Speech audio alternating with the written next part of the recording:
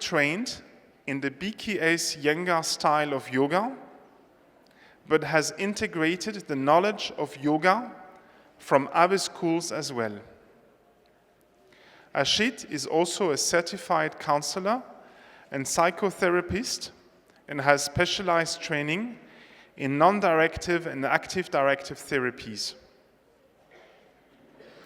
He is a counselor and visiting faculty at various NGOs and colleges, conducting counselor and mentor training programs. He teaches yoga and conducts yoga-based workshops in the corporate world at multinationals such as Siemens, Cummins, Abbott, etc. Currently, he is giving a lecture series at Bantakar Oriental Research Institute in Pune on the Yoga Sutras of Patanjali. So, once again, thank you very much for coming, and I invite him on stage to start his presentation. Thanks. Thank you, Alan. And my stage is getting ready. So till then there is an announcement for जो भाई और बहन लोग UP से आए हैं उनके लिए एक अनाउंसमेंट है कि 1:30 बजे उन्हें डाइनिंग हॉल के बाहर खड़ा रहना है. वहाँ से बसेस उन्हें यहाँ मेडिटेशन हॉल के पास लेकर आएंगी और फिर वो ग्रीन कान्हा के मूवमेंट में जुड़ जाएंगे. धन्यवाद.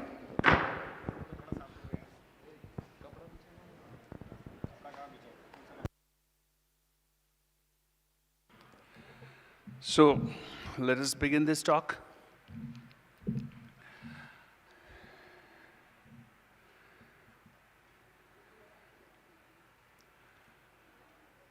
About 2000 years ago, this sage called Patanjali systematized the entire knowledge that was available till date about yoga in 195 aphorisms. But this was his third creation. His first creation was a text on grammar. It was a commentary on the grammar of another sage called Panini. Then his second text was on Ayurveda, the science of medicine. If you have heard about Charaka Samvita, it is attributed by many to Patanjali. And then his third, the seminal text on yoga, the Yoga Darshan. So Bhartruhari, another sage, coined a prayer on Patanjali.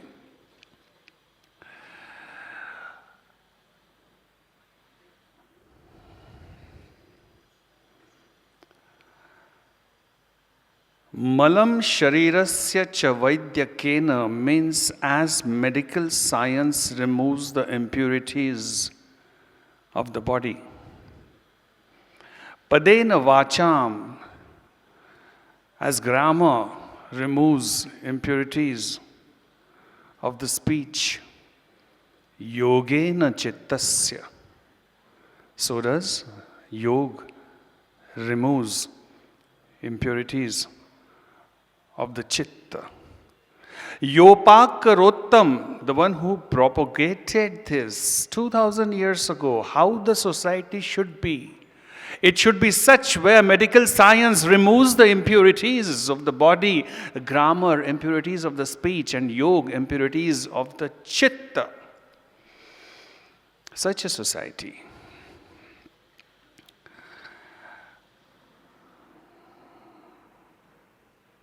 And which opinion has been seconded by other sages as well. Pravaram Muninam Patanjalim, to such Patanjali, Pranjali Ranatosmi. This is Anjali Mudra, this is Pranjali Mudra. So, I'm going to say this prayer. You may please recite it after me. But before that, we will say Onkar thrice, because in the sutras, Patanjali has said, Tasya vachakaha pranavaha. The name of the divinity in your heart is Om.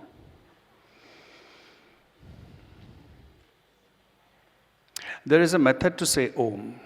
The O, according to Bhagavad Puran, it is the old text. The O should last for about 3 to 4 seconds in baritone. So it goes O, and then the makar, the ma, it should last as long as your breath lasts, and it should fade away. You should feel the resonance which begins in the ura, the sanctorum of your embodiment, your heart. And then the resonance travels. Ashtau sthanani varnanam, which means the spoken word resonates at 8 places. Ura, the sternum area.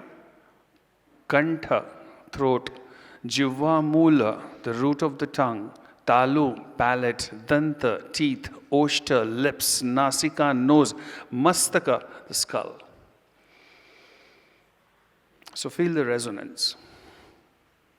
Now there is a very beautiful way to close your eyes when you meditate. Can you see me there? Yeah. So what you do is, first you sit upright, please, everybody. Keep your spine erect,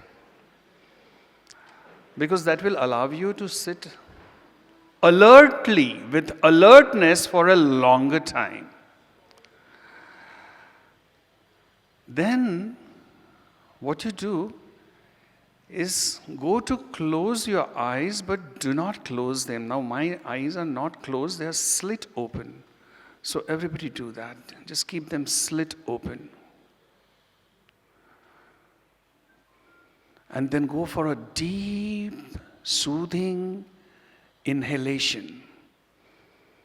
And you'll suddenly realize that those eyes have closed. The upper eyelids have gently descended on the lower eyelids. Keep them that way. And slowly join your palms. And you may recite after me.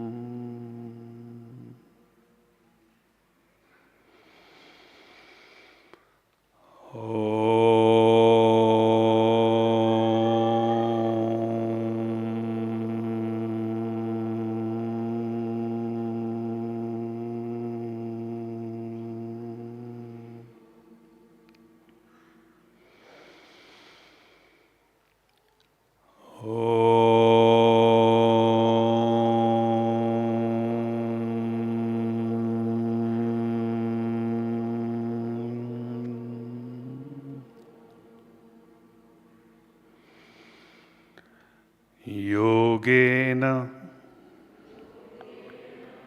Chittasya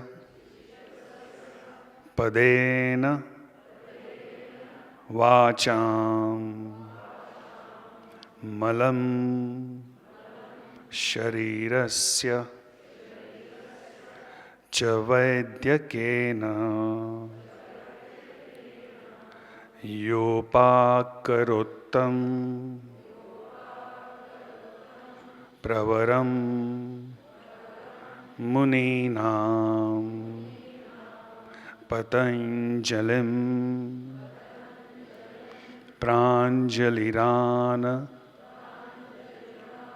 Tosmi Hari Om.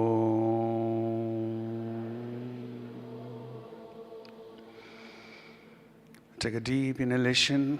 With the exhalation, bow your head down. and surrender to Lord Patanjali. Then slowly open your eyes and drop your palms.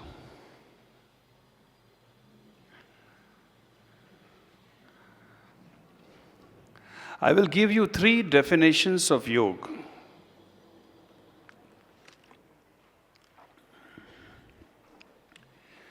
The first 2 are by Krishna from Gita, and the third is by Patanjali. So Krishna says, Yogaha karmasu kaushalam, which means to perform every act skillfully is yoga. Karma, every karma. Now he says that there is not a single moment you can live without karma.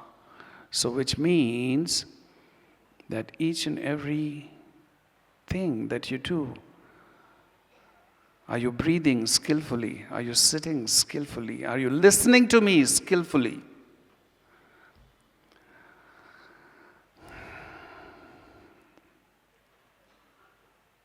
How is your daily routine? How is your interaction with people? How are your interpersonal relationships? How is your emotional dialogue? Is it skillful? Are you skillful in your work? Are you skillful in your role playing? So to perform every act skillfully is yoga. But for that you require balance. So he said, Samatvam yoga uchyate. Samatvam is balance. Now balance in what? Equilibrium. Inside the body, between the body and the mind, between the body and the mind and the thoughts and the emotions, is there a congruence? Can you define your feelings accurately? Do you even know what you're feeling? Are your feelings in congruence with your thoughts?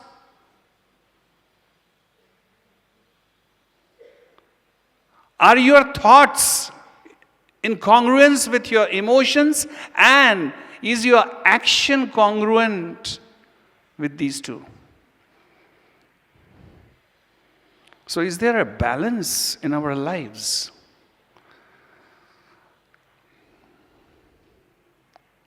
A psychosomatic balance. Because unless the balance is not there, you are not going to be able to perform your acts skillfully. We all know that. And here Patanjali comes in picture. He says, Atha Yoga Anushasanam. Now. So if you want to live happily, you have to perform all your acts skillfully. For that you require equilibrium, balance. And for that you require the discipline of yoga. Shasan means discipline. Anu means following. Atha means now. The first word of the text and the first word of the first sutra, that is aphorism, is now. Now, what is the meaning of now? You can say now in many ways, like now. Now, please. At least now. Now. Whichever way you say now, the meaning of now doesn't change. Now is not before, now is not later. Tomorrow's now would be now, then. So it is now, which means, in other words, once you step your foot on this path, once you become abhyasi, you're going to stay abhyasi all your life. It is not that you're abhyasi in the morning session, in the afternoon you're not an abhyasi. I'm not walking the path. Oh, in the evening, 5:30, I'm abhyasi. That is not the meaning of now. Now means every single moment. I am a disciple of this discipline. Like someone joins military and he becomes a colonel. So once he becomes a colonel, he is a colonel. It's not that he is no colonel in the morning and he is colonel in the evening, he is colonel today, he is not colonel tomorrow. He will be a colonel till he dies. So atha yoga anushasanam. It's a vow. It's a commitment.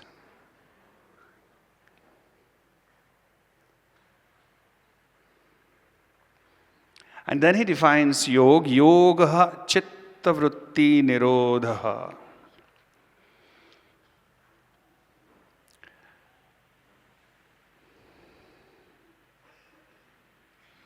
Yoga means samadhi. Yoga samadhi. This is the first sentence of Vyasa, the canonical commentary on Patanjali YogaSutras. Then Bhoj says yuja samadhau, which means yoga means samadhi.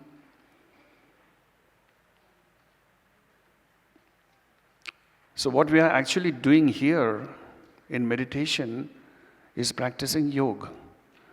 But then there are other facets to it which are equally important. We will look into them. So yoga chitta vritti nirodha. Nirod means stoppage. Stopping. Complete stopping. Stopping of what? Chitta vritti. Let us understand what is chitta vritti. Be very attentive.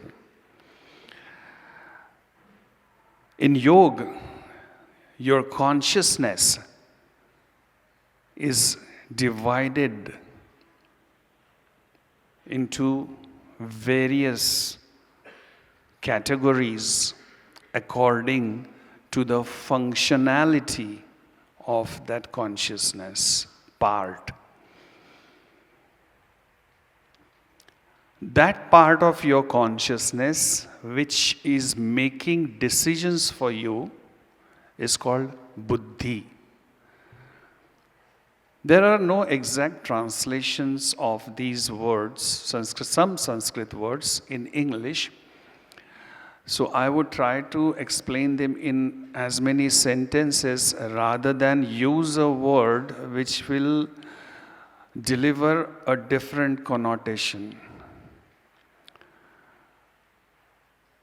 So buddhi can be loosely called your intellect. But it is much more than that. But it is a faculty which decides, which makes decisions for you. Whether this is good for me, this is bad for me, whether this is giving me happiness, whether this is giving me pain. Whether he is good, he is bad, all the decisions. Then the second part is your ego, which is your constant companion. The third part is your mind, which is analyzing, diagnosing, synthesizing all that is happening around you according to its conditioning. This mind fellow has got 10 minions, 5 organs of perception and 5 organs of action. I'm not talking about ears, but I'm talking about the potentiality of hearing. I'm not talking about the actual skin, the touch, but I'm talking about the potentiality of touch. And so with sight, so with smell, and so with taste. So these are the subtle organs of perception.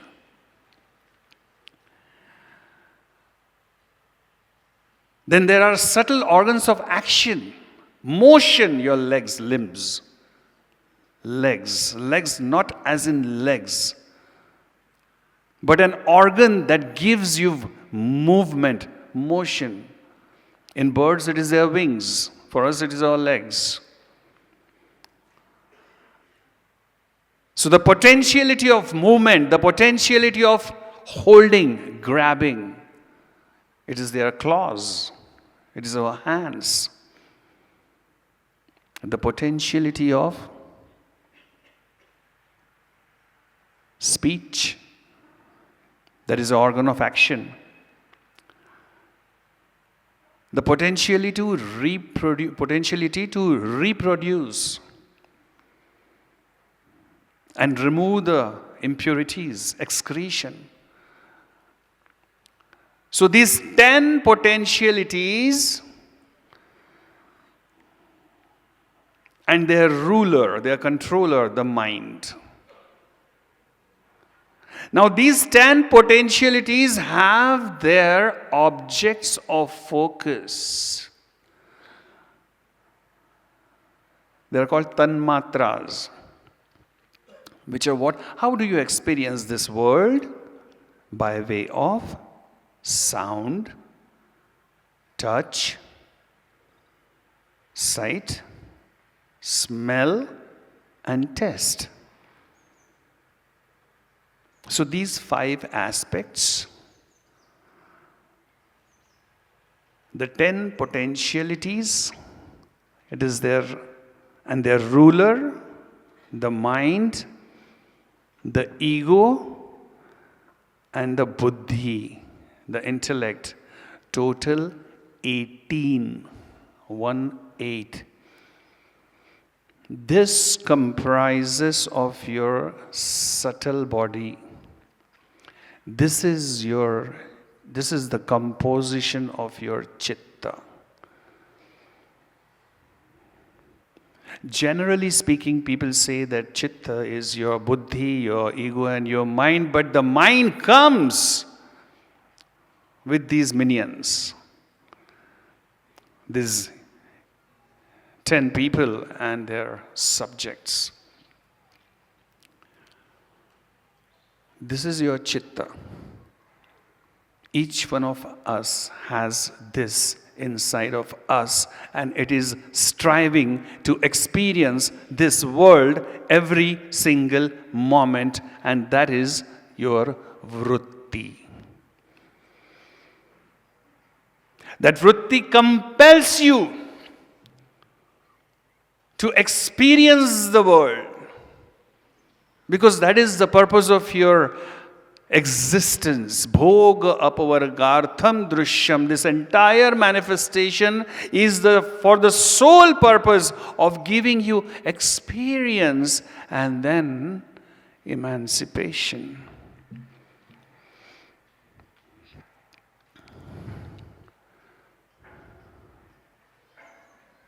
So as long as you have this coalition of 18 elements, the vrittis are going to arise inside of you, and you will be compelled to act accordingly.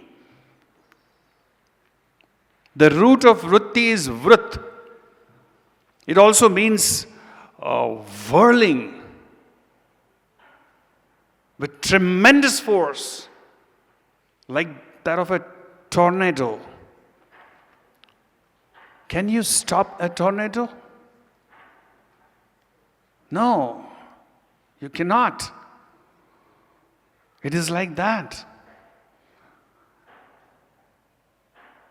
And these vrittis make you experience this world in the form, in 5 forms, in 5 ways. The vrittis of the chitta make you experience this world in 5 ways, and they are pramana, viparya, vikalpa, nidra, smrutaya. 5. The first is praman. Right now, hopefully, you are engaged in my talk.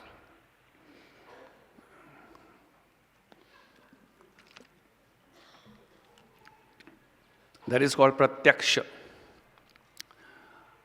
Pratyaksha means in front of the eyes, in front of the ears, in front of me, and I'm engaged in that activity. My chitta is engaged in that activity. That is pratyaksha. But at the same time, you're listening to me and I'm talking, you're listening to my talk.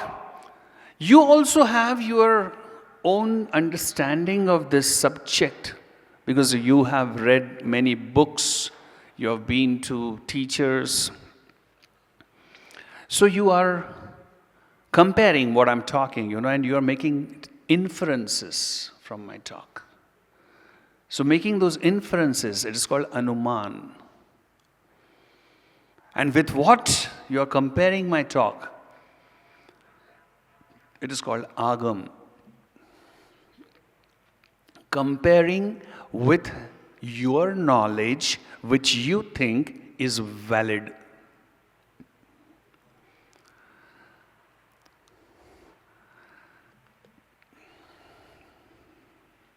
Viparyayo mithya jnanam atadarupa pratishtham. This is the second gateway with which you engage with the world around you. You see, you meet a person for the first time, and the moment you meet the person, you put a label on his forehead.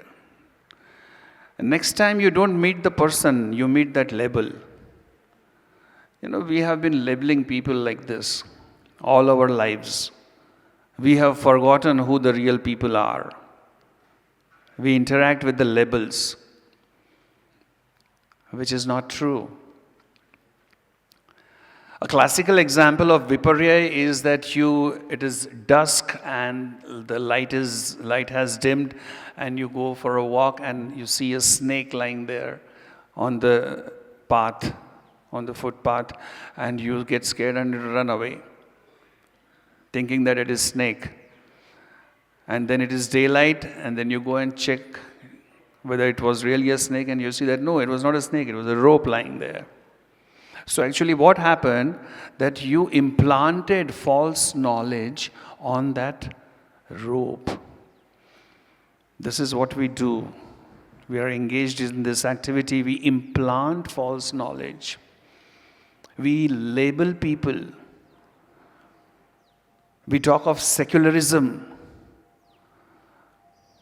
But the moment someone comes and talks to you and says that I belong to so and so religion, what is your reaction deep inside? I belong to so and so creed. I belong to so and so caste. I belong to so and so nation. This is my financial status. This is my level of erudition. How do you react?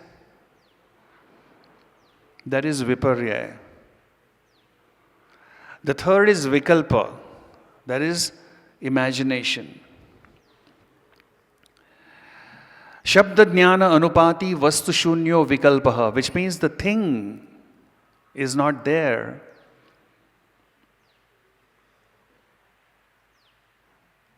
But the thing which is not there is very, very useful for daily living, and you're making full use of it. For example, a classical example is time. Time. There is no such thing as time as we know it. 1 minute, 1 hour. It is a creation of our intellect, our buddhi again, to put this entire life in perspective. There is a very beautiful sutra in the 4th chapter, Kshana Pratiyogi Parinam Aparanta Nigrahya Kramaha, which means that this entire manifestation is in a constant flux. So a quanta, that is the minutest particle in existence from quantum physics, the time a quanta takes to move to its adjacent place is called one kshana. One moment. It is not 1 second. It is much, much, much minuscule than that. And it is created after the flux. Understand this. This is very important. The flux happens and time is created. Parinam happens and time is created. If parinam stops, time will stop.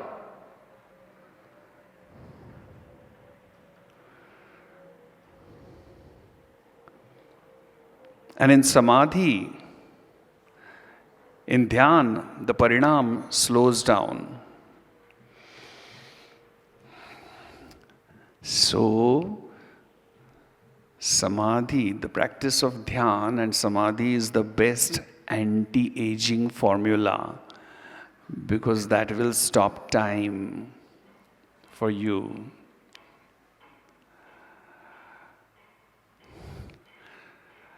Abhava pratyaya alambana vrittihi nidra.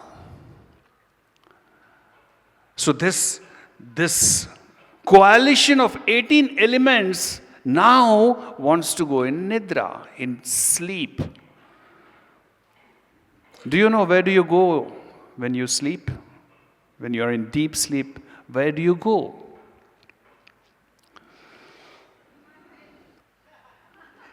In my bed. True. You go in the embrace of the divinity. The divinity has embraced you. That is where you go. Then there is the 5th vritti, memory. Patanjali has given a very beautiful sutra on memory. He says, Anubhuta Vishaya Asampramoshaha Smrutihi, which means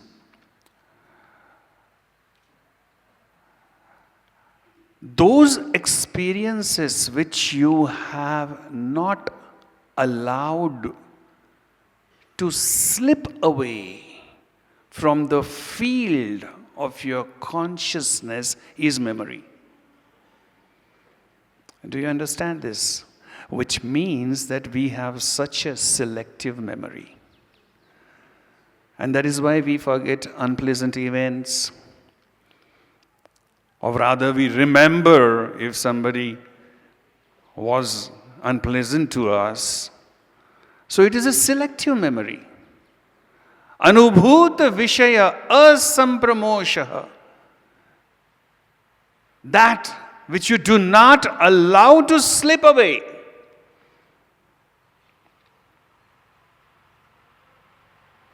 And you know, as you walk the path of dhyan, of yoga,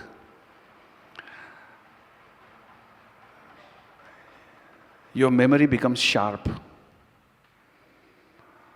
Because the kleshas, the afflictions come down. So your hatreds, your desires, your unfulfilled wants, all these things lose their power. And then this selectivity of memory stops. And your memory becomes more clear. So the point is that either you are engaged with what is happening in front of you, you are inferring, you are comparing, you are implanting wrong knowledge, you are in your utopia or your imagination, or you are asleep, or you are indulging in the memory of your choice. That's all you do. You don't do anything else. So these are the gateways for you to experience life. Now Patanjali says that these have to be stopped. These doors have to be closed. But it is not possible. It is not easy. So he says that at least close those doors which are causing you suffering. And let those 18 elements, that coalition, that tornado, go towards things which will not cause you suffering, on the paths which will not cause you suffering, which will take you towards your liberation, towards your emancipation. And for this he says, the necessary aspects are abhyas and vairagya, that is study.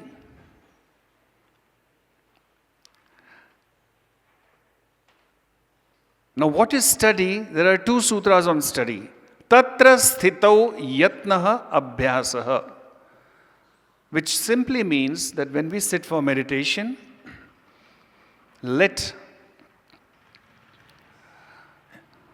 the entire focus of this coalition, of this chitta, which includes your intellect, your ego, your mind, the 10 potentialities and the subjects, everything, your entire subtle body, let it focus on the object of focus, which is the divine light in your heart, and that is your study. And satu dirgha kala nairantarya satkara sevito drudha bhumihi. And this you have to do dirgha kal, which means lifelong. Nirantar means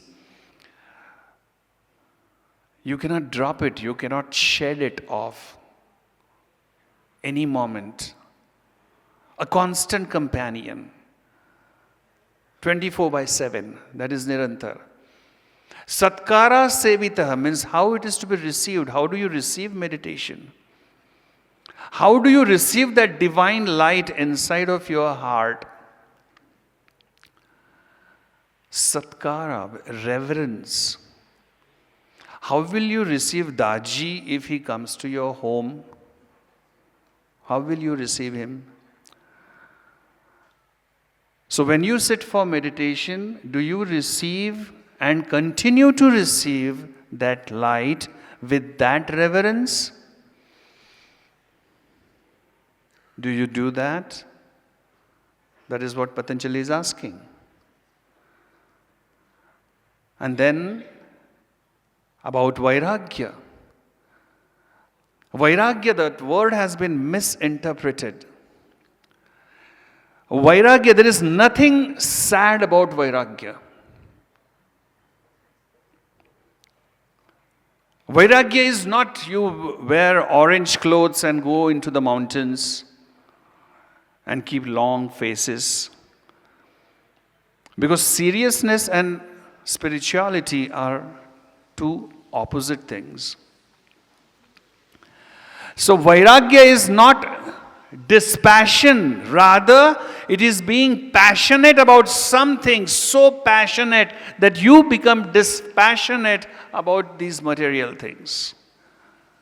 Like Kabir, he's dancing in the market. People think that he has gone crazy. But he has become Vairagi because he has found that love in his heart and has become so passionate about it now. He can't think of anything else. He is in total devotion. He is in total bliss. He is experiencing that joy. Then why would he go for these mundane, material things? And that is what you call dispassion. There are 4 stages of Vairagya. The sutra is Drishta Anushravika Vishaya Vashikara Sanya Vairagyam. The first stage is called Yatman. So when you step on the path, you know that you have certain negative characteristics, some negative habits, some bad habits, some negative traits, complexities, for which we do our cleaning. So that is the first stage, which is called Yataman. That you have begun cleaning now. You have acknowledged that there are complexities and negativities inside of me. The second stage is called Vyatirek. It means now certain negativities have left you, but some are still there. The third stage is called Ekendriya, which means now the negativities have left you, but their potency is still there. They might pop up their head again. There is a possibility. And the fourth stage is Vashikara, where those complexities and negativities, they have become like burnt seed. Now they are unable to sprout again. So this Abhyas and Vairagya is going to help you to achieve that Chitta Vritti Nirodha. Or in simpler words, it is going to help you have total control over the content of your mind.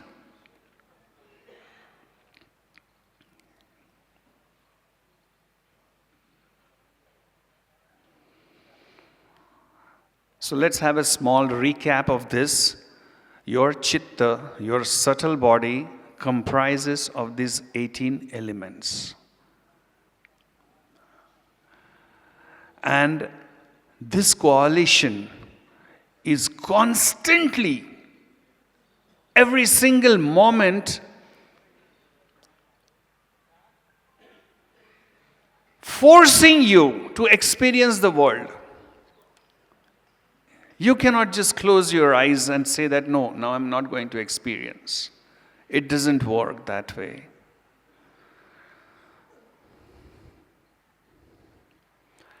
When you are able to achieve this stoppage of the chitta vrittis, what happens? So Patanjali says, Tada drashtuhu swarupe avasthanam, which means that then you are established in your own form. So when the vrittis stop, when the tornadoes of vrittis become powerless and they dissipate, you are established in your own form. Till then, vritti sarupyam itaratra, you will be recognizing yourself as those vrittis. I will elaborate on this. You must have heard about the 5 koshas, the 5 sheaths of you. So what we spoke about now, chitta is the sheath which is called manomaya. Manomaya is the word. The sheath of the chitta, or you can call it Chittamaya. This is number 3. What we generally know is this outer sheath, this body. This is called Annamaya because your food sustains it. So it includes your body, the musculoskeletal system, and all the other systems. The circulatory system, the respiratory system, the endocrine system, the nervous system, the lymphatic system, everything. This is the outermost sheath, which is called Anandamaya Kosha. Behind this is the sheath of prana, which is called Pranayama Kosha. The expression of Pranayama Kosha is the nervous activity taking place inside of you. The electrochemical activity taking place in your nervous system is the expression of the Pranayama Kosha. It is not that you breathe prana inside. Pranayama, it is a misconception. You don't breathe prana inside, but because prana pulsates inside, the breath happens.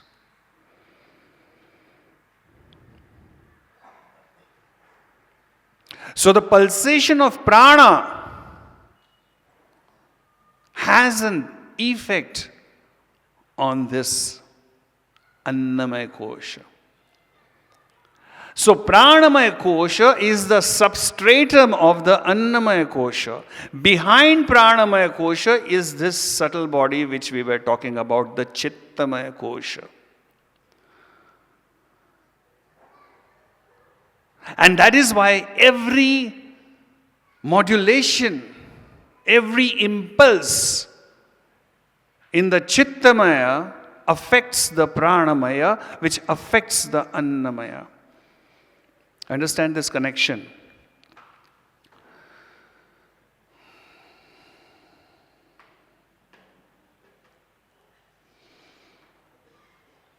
When you are agitated, your breath changes, doesn't it? The stance of your body changes. The effect is carried. If you're angry, your breath is different. If you're calm and serene, your breath is different. And so is the stance of your body.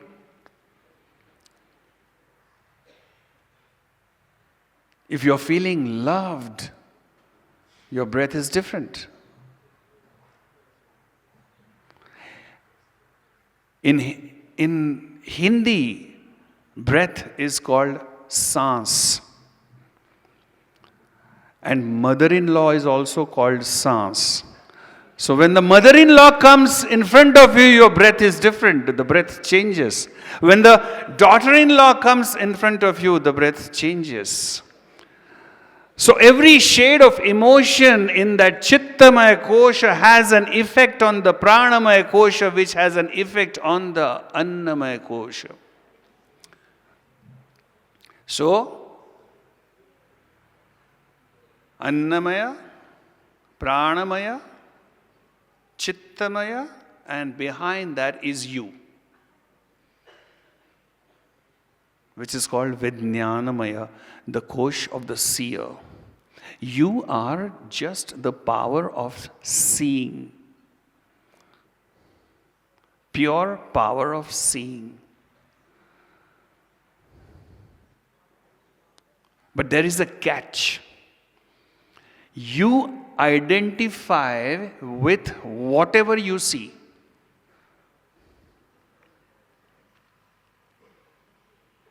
And you are looking in the direction of the chitta. So if this is you, The kosha number 4, you're looking at chitta, you identify with your chitta, you identify your prana, you identify with your body, and you identify with the world around you.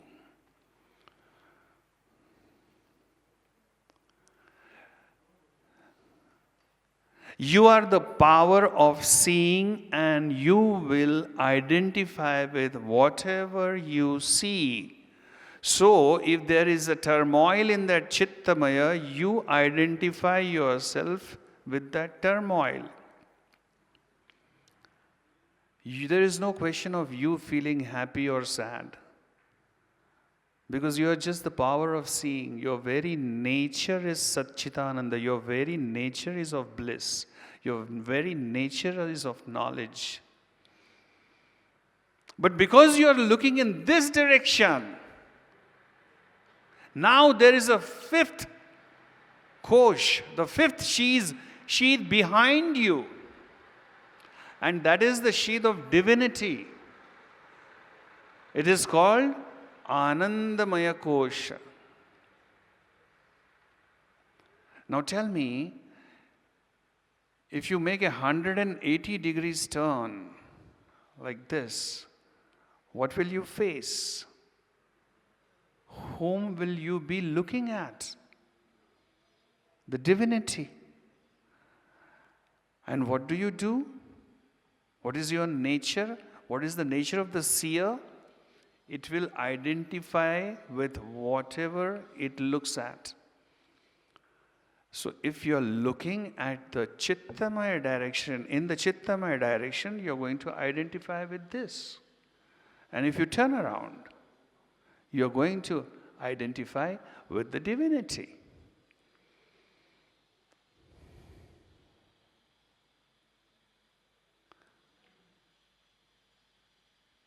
Paranchikhani vyatrunat swayambhuhu tasmat parang pashyati na antaratman.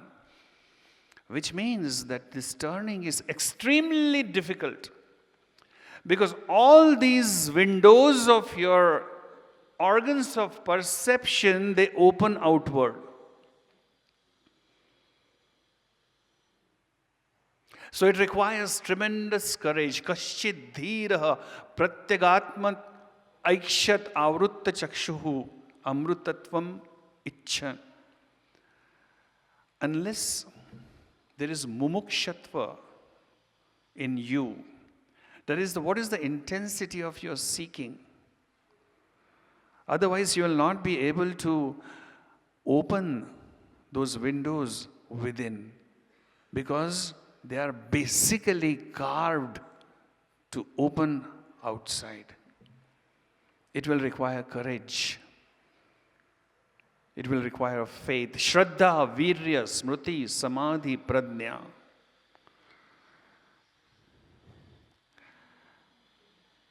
Unflinching faith on the path. Unflinching faith on the path will give you courage, constant courage to stay on the path.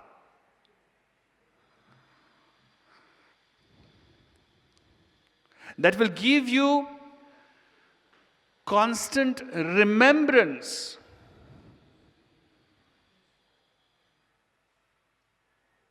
That will help you achieve samadhi, that is absorption.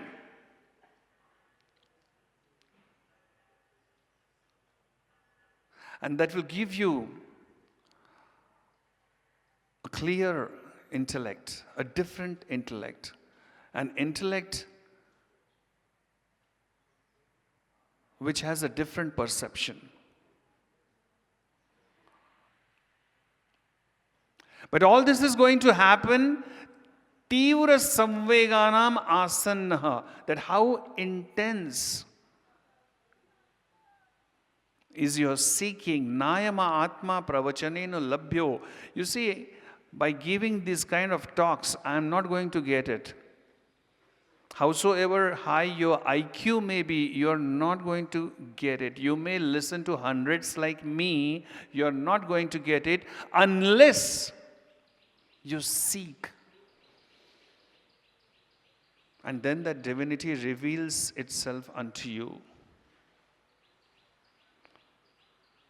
But then there are impediments on the path. The impediments are, Patanjali has given 9 impediments. Obstacles which we all suffer. And they are vyadhi, sthana, samshaya, pramada, alasya, virati, bhranti, darshana, alabdha, bhumikatva, anavastati, tatvani, chitta, vikshepaha, te antarayaha. Which means vyadhi means when there is imbalance in your kapha, vata, pitta. You suffer from physical ailment that bars you from your practice. Then there is dhyana. It is just languor. You're capable of doing it. You're capable of getting up early morning and doing your practice. You're capable of doing morning meditation, evening cleaning, nighttime prayer, but you won't do it. Then there is doubt. That will I really get this? Is it really so? Will the path liberate me? Do I really want liberation? Because liberation means you will not be there. Two things don't happen together. Remember, you want moksha, you want kaivalya, but who wants? You want. You're not going to get it. Jab main tha, tab tu na tha. Kabir said, when I was there, you were not there. Ab tu payo, main naai. Now that you have descended unto me, I am not there. Prema gali ati sankari. The lane of love is so narrow, tame dvaina samai, that two people cannot pass through that. Either I will be there or you will be there.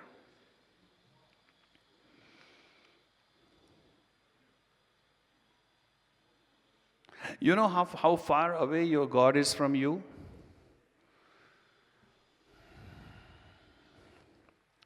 As long as your ego.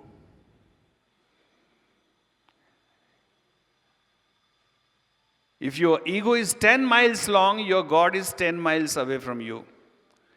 If your ego is 1 mile long, your God is 1 mile away from you. If your ego is 1 inch long, God is 1 inch away from you. The moment your ego is 0, He is standing there with open arms.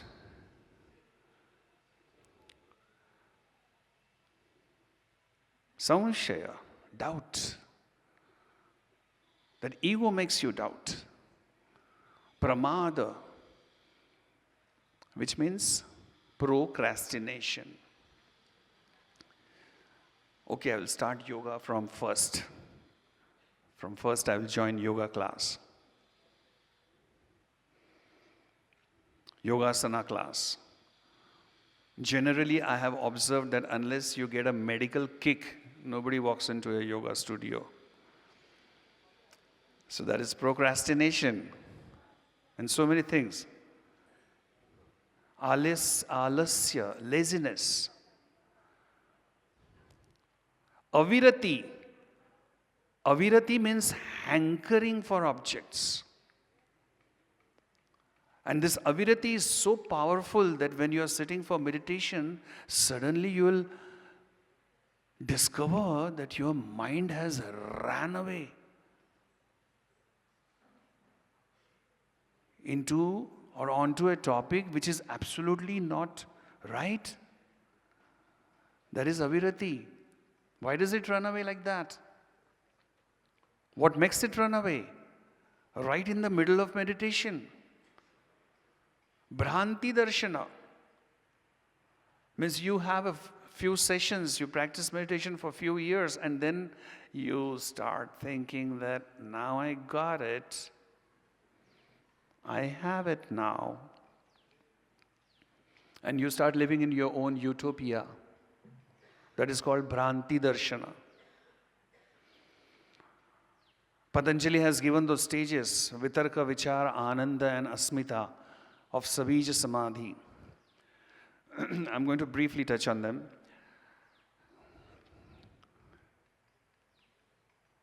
But people on the path, they experience that Ananda and they don't want to move on afterwards.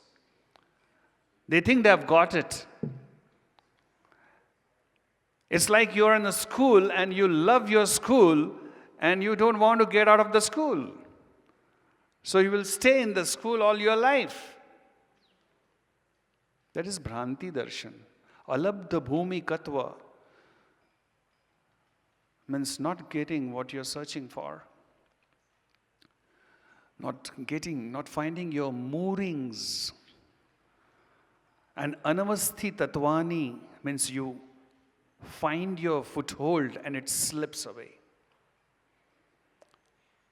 So these are the 9 obstacles on the path, and Patanjali says, Tat pratishedhartham ek tattva abhyasaha.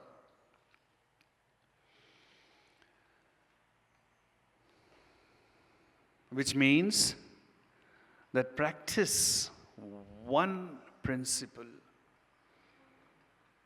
and that is meditation.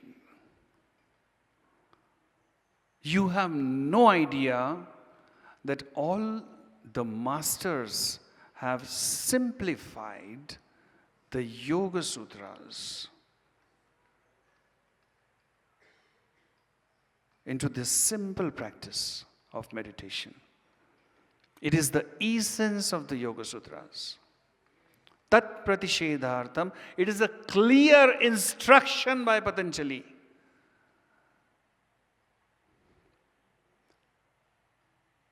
That if you want to alleviate these impediments,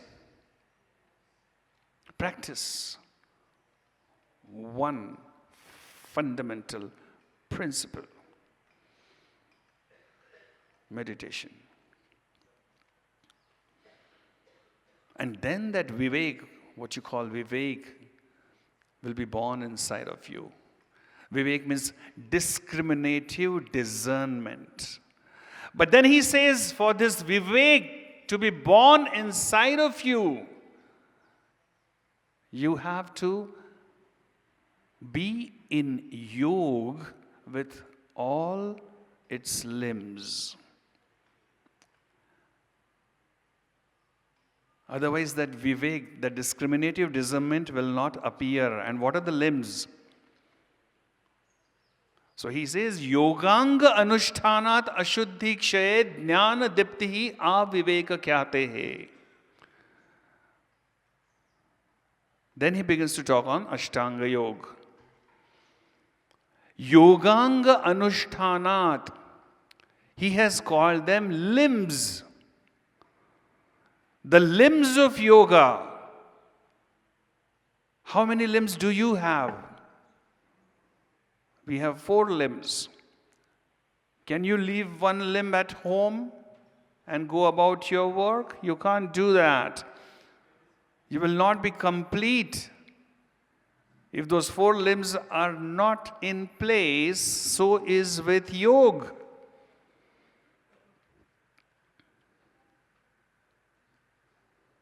And they are called limbs. So are your limbs stuck to you from outside? Or they grew from within? So the limbs grow from within.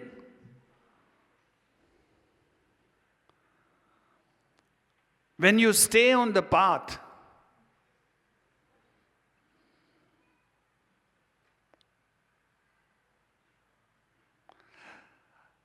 so anga means the limbs have grown from within, and anushtan means you have seeped in those limbs now.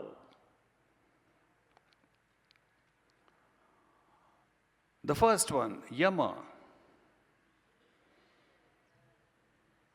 Yama niyama asana pranayama pratyahara dharana dhyana samadhayoho ashtau angani.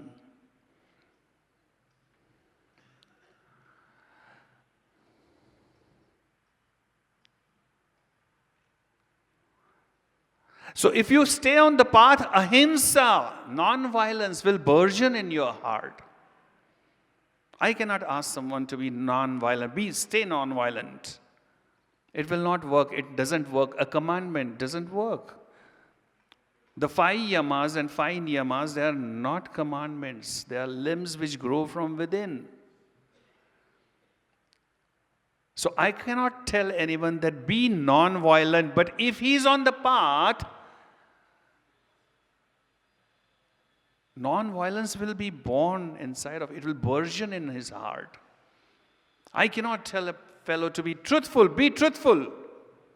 but he stays on the path. The truthfulness will burgeon in his heart. So is with asteya, non-stealing. So with brahmacharya.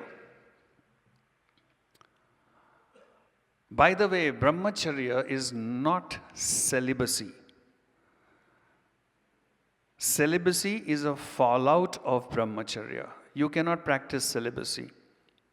It happens, it's a happening. Brahmacharya, in simple words for mundane people like us, is Brahma means this universe. And charya means how do you behave with it, which means how do you utilize the resources that are around you? The resources of nature. Brahmacharya begins from there. Are you utilizing the resources of nature judiciously? Are you wasting food?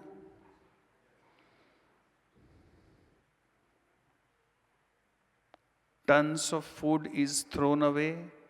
That is a brahmacharya. That is not brahmacharya. So understand, judicious use of the resources. Brahmacharya begins from there.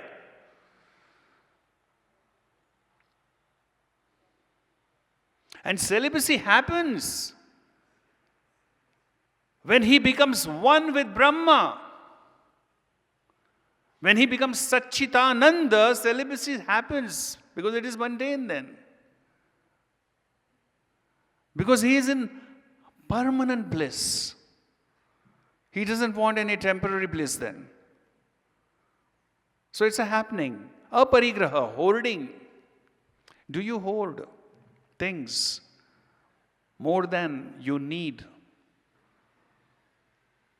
Then you are not practicing yoga.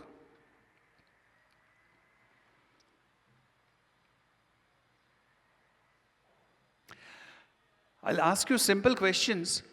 Would you like anyone hurting you verbally, non-verbally, physically, mentally, emotionally for no reason? Yes or no? No. Would you like somebody being untruthful to you? No. Would you like anyone stealing from you, your property, your ideas, your girl, whatever? No. Would you like anyone squandering away the resources of nature around you? No. Would you like somebody hoarding things which are meant for everybody? No. So you do the same thing. And then you are practicing yamas. That is your relationship with the world. Niyamas is your relationship with yourself. Shaucha, that is cleaning again. This is a repeated theme. Cleaning and meditation. Cleaning and meditation. So shauch means cleaning, cleansing, internal, external. Santosha is contentment. Contentment is different from happiness or joy, which require external factors. Contentment comes from within. So Patanjali says that if you stay on the path, all these attributes will burgeon inside of you. Cleaning, contentment, swadhyaya is self-study. We write our diaries. We retrospect, we introspect. That is swadhyaya. We read the books. That is swadhyaya. And Ishwar Pranidhan, which means surrender to the light in your heart. So yama is your relationship with the world. Niyama is your relationship with yourself. Then come asana. There are only 3 sutras on asana. How should an asana be? Patanjali has not specified any particular asana. All those asana come in Hatha Yoga Pradipika. You have heard the name Hatha.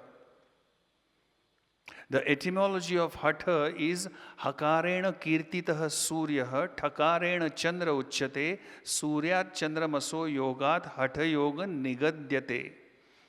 Which means Ha is Surya Nadi, or in modern medical parlance, it is your sympathetic nervous system, which is a fight, flight, and action system.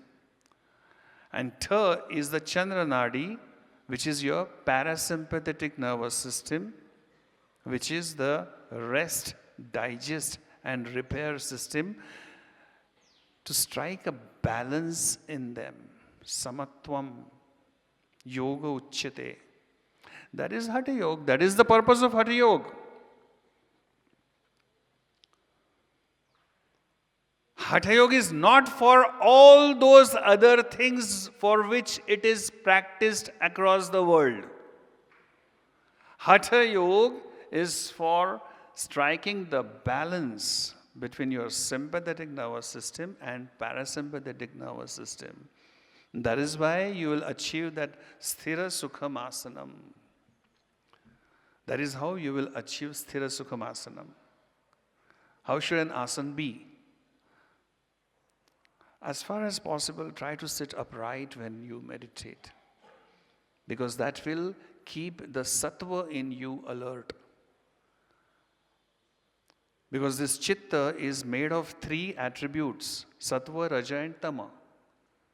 When you are meditating on this divine light in your heart, and when you are completely conscious of its presence, it is the sattva attribute of you which is predominant at that moment. The next moment your mind runs away. It is back home or outside or anywhere. Like a monkey, your mind is a monkey. So when that is happening, understand that the rajas attribute has become predominant. And when you go like that, understand that the tamas attribute has become predominant. So this is a constant interplay. Now if you sit upright and hold your spine upright, samagriva shira shariraha, and activate, there is a mild isometric contraction of the paraspinal muscles that will ensure that the sattva remains predominant during the span of your meditation. So please give this a thought. The fruit of asana is tato dvanva anabhighataha, which means cessation of conflicts. So asanas, if you are doing yogasanas, ultimately what should happen is cessation of conflicts. The internal conflicts, the conflicts in the body, conflicts in the mind. If that is not happening, then what you are doing are not yogasanas, it is body works. So when you achieve this Sthira Sukham Asanam, how would be your breath? When your consciousness is devoid of conflicts, how would be your breath? Because we have already seen that whatever happens in the chitta is reflected in your breath. So when your chitta is conflictless, how would be your breath? Tasmin sati. On that breath,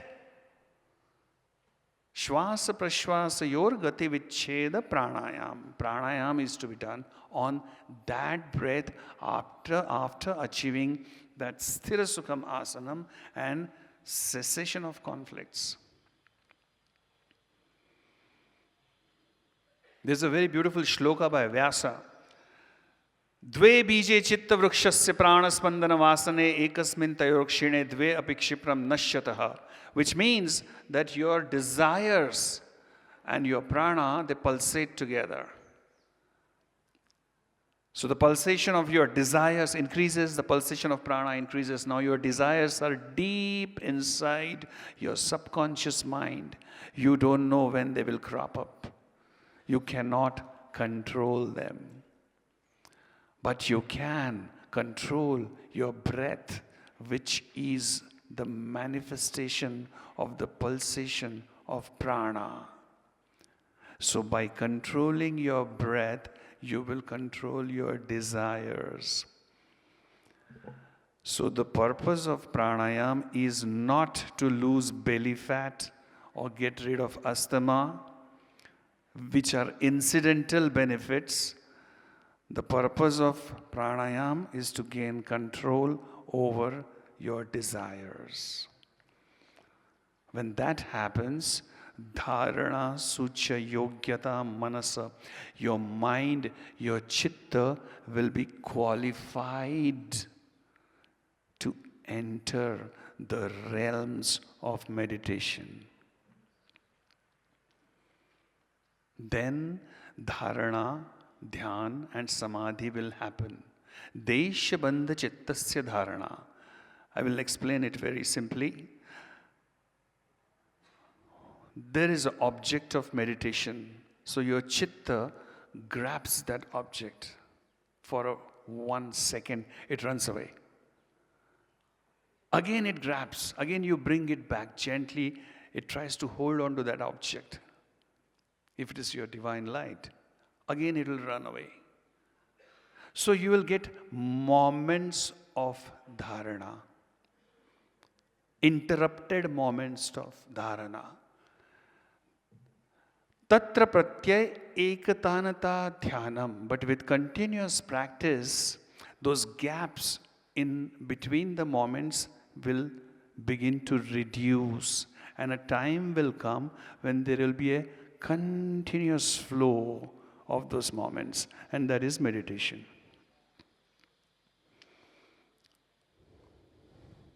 When there is a continuous flow in your consciousness of the experience of the object of meditation, it is dhyana. And when you lose even the awareness of your own ego,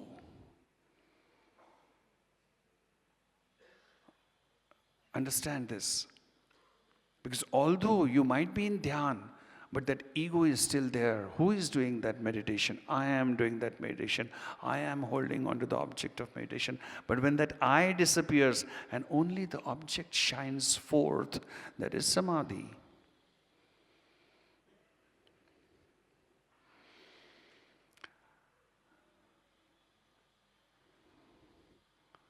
I can see some of you are already in samadhi. And here ends the Ashtanga Yoga of Patanjali. So this was a very, very short indeed, a quick look into the Yoga Darshan. But it is imperative for us abhyasis to understand that you cannot dispense with the previous angas. Because what we are doing is antaranga sadhana, Meditation is antaranga sadhana, but before that comes the bahiranga sadhana. Patanjali has very clearly mentioned it. So my relationship with the world, my relationship with myself, my relationship with my body, my relationship with my breath and chitta will decide the quality of my meditation. There is a very beautiful Shanti part from Ishavasya Upanishad.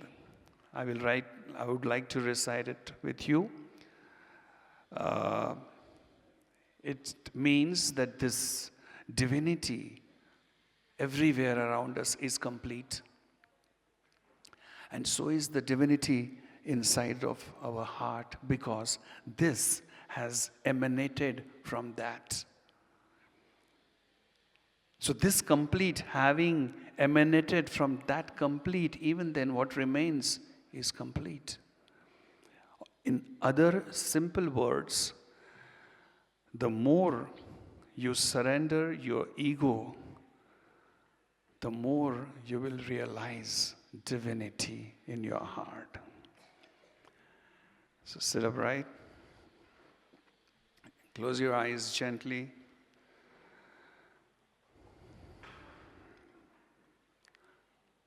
You may recite after me, please.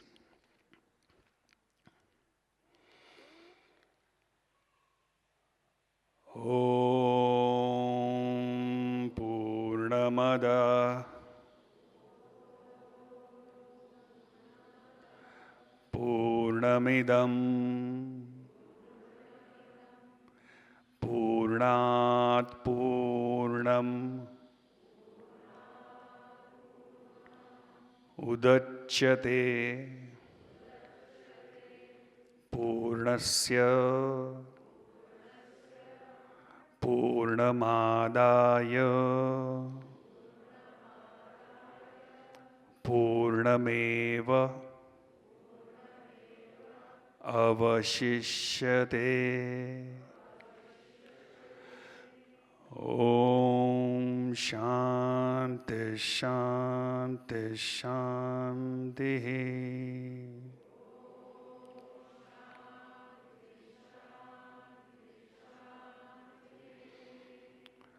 Take a deep inhalation. With the exhalation, bow your head down and surrender to the divinity in your heart. And then slowly open your eyes and drop your palms. Thank you.